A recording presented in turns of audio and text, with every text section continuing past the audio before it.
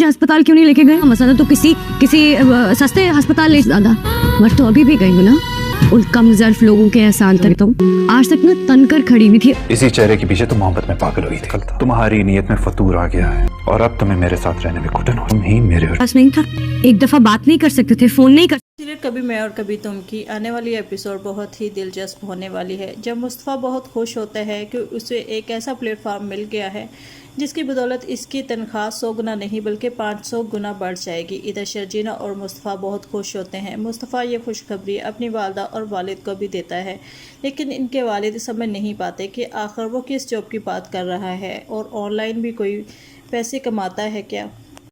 अभी मुस्तफ़ा की खुशी जा रही होती है कि इसका फ़ायदा रुबाब उठाती है। रुबाब जो इन दोनों से जेलस है और इसकी इंसल्ट करने पर तो वो शर्जीना और मुस्तफ़ा की और भी बड़ी दुश्मन बन गई है, जो इस मौके के इंतज़ार में है कि कब इसे मौका मिले और वो शर्जीना और मुस्तफ़ा को बेइज्जत करे सबके सामने। तो आखिरकार जो गाड़ी का डोंग इसने रचाया था वो अब इन्हीं के खिलाफ इस्तेमाल करने वाली है। वो गाड़ी के पैसे अपनी सास के कमरे से उठाकर मुस्तफ़ा के कमरे में रख देगी और ववेला मचा देगी। जब गाड़ी के पैसे मांगने के लिए ये अपनी सासू माँ के पास जाएगी तो इसकी सासू माँ दौड़ते हुए जब पैसे निकालने लगेंगी तो वहाँ पर पैसे मौजूद ना होंगे। यूँ सब की तलाशी ली जाएगी और आखिरकार मुस्तफ़ा के कमरे से ये पैसे निकल आएंगे। तो इसके बाबा समझ जाएंगे कि मुस्तफ़ा किस लिए खुश था, वो इन पैसों के लिए खुश था। वो अपनी तनख्वाह की आड़ में ये पैसे छुपाकर हमें बेवकूफ़ बना रहा था। शर्जीना ऑफिस में होती है कि इसके बाबा मुस्तफ़ा को अपने पास बुलाते हैं और इसके मुंह पर थप्पड़ रसीद करते हैं। इसकी भाभी रुबाब के हाथ में वो पैसे पकड़े होते हैं। मुस्तफ़ा समझ भी नहीं पाता कि आखिर इसके साथ ये क्या हो रहा है। तो इसके बाबा इस पर इल्ज़ाम लगाते हैं कि तुमने हमें हराम की कमाई ही खिलानी थी। ये दिन देखने से पहले हम मर क्यों नहीं गए। तो मुस्तफ़ा सख्ते में आ जाता है कि इसके वालिदैन को इस पर यकीन नहीं रहा। क्या वो इसके बारे में ऐसा सोचते हैं कि क्या वो चोर है। इस सारी सिचुएशन के बाद मुस्तफ़ा का तो दिल टूट जाता है। वो शर्जीना से कहता है कि मैं ये घर छोड़कर जा रहा हूँ। वो अपना सामान पैक कर लेता है तो शर्जीना इससे कहती है कि मैं भी तुम्हारे साथ जाऊँगी।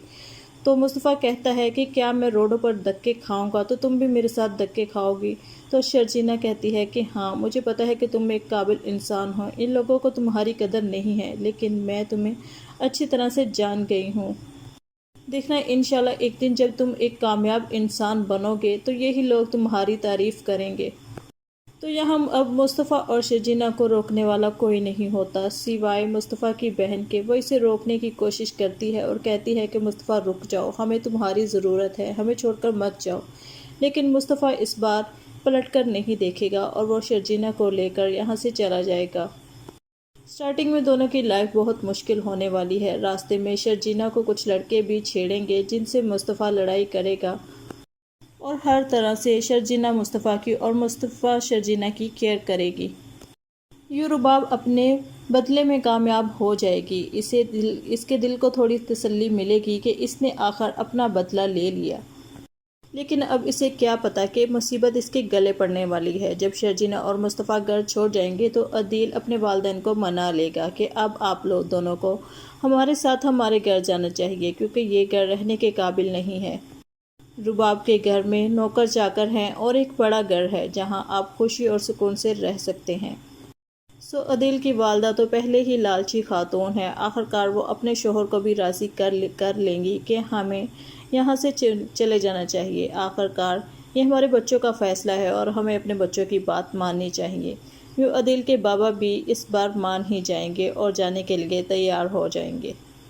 सो नाज़रीन, आपका ख्याल है कि आगे क्या होने वाला है। अपनी राय का इजहार कमेंट बॉक्स में ज़रूर करें और वीडियो को लाइक करके चैनल को सब्सक्राइब करें। शुक्रिया।